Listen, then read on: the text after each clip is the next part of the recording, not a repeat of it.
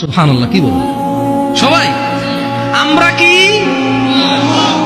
কি কার? তাহলে উম্মত কোথায় যাবে?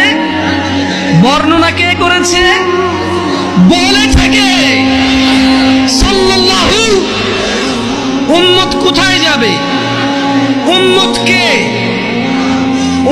কে?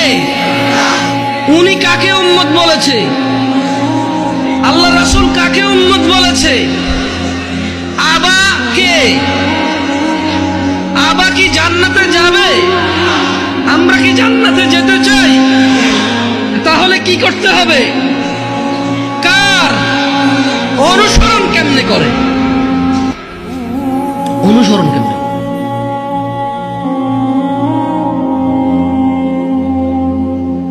কি বুঝেন না? অনুসরণ কেমনে করে? অনুসরণই হচ্ছে নম্রভাবে চলা, সুন্দর কথা বলা, উত্তম বলা, বললে সত্য বলা অথবা চুপ থাকা। এটা হচ্ছে ওনার অনুসরণ। সালাত পড়লে উনি যেমনে পড়ছে এমনে পড়া, রোজা রাখলে উনি যেমনে রাখছে এমনে রাখা, দিন প্রচার করলে উনি যা বলছে প্রচার করতে তা করা, দিন শিখতে হলে উনি যা শিখতে বলেছে তা শিখে